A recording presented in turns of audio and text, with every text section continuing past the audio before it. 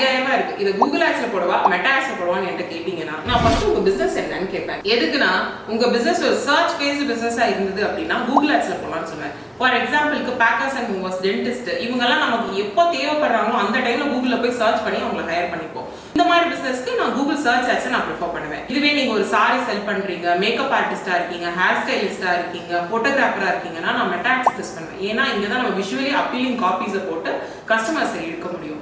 So இந்த மாதிரி வெர்டிகலுக்கு meta ads தான் சூட்டபிளா இருக்கும். நீங்க இப்போ ஒரு ஹை டிக்கெட் கோர்ஸ், ஒரு 80,000 ரூபாய் கோர்ஸ் விற்கணும்னு சொன்னீங்கன்னா அதே மெட்டா ஆட்ஸை யூஸ் பண்ணி ஒரு வெபினாரை நான் கண்டக்ட் பண்ண சொல்வேன். ஏன்னா டைரக்டா நீங்க செல் பண்ணீங்கன்னா 80,000 ரூபாய் கோர்ஸ் விற்காது. இதுவே வெபினார்ல ப்ராஸ்பெக்ட்ஸை ஜாயின் பண்ண வச்சீங்கன்னா அங்கிருந்து நீங்க பேசி ஹை டிக்கெட் கோர்ஸை செல் பண்ண முடியும். இதுவே நம்ம கிட்ட 5 லட்சம் ரூபாய் இருந்தா இந்த எல்லா பிளாட்ஃபார்ம்லயும் பிரிச்சு போட்டு நம்ம எக்ஸ்பெரிமெண்ட் பண்ணலாம். ஆனா இப்போ நம்ம கையில இருக்கிறது 5000 ரூபாய் தான். That's precious to us. So அதை பார்த்து தான் நம்ம இன்வெஸ்ட் பண்ணணும். ஸோ உங்க பட்ஜெட் என்னன்னு சொல்லுங்க, எதில் இன்வெஸ்ட் பண்ணலாம், எப்படி மார்க்கெட்டிங் பண்ணலாம் நான் சொல்றேன். தேங்க்யூ.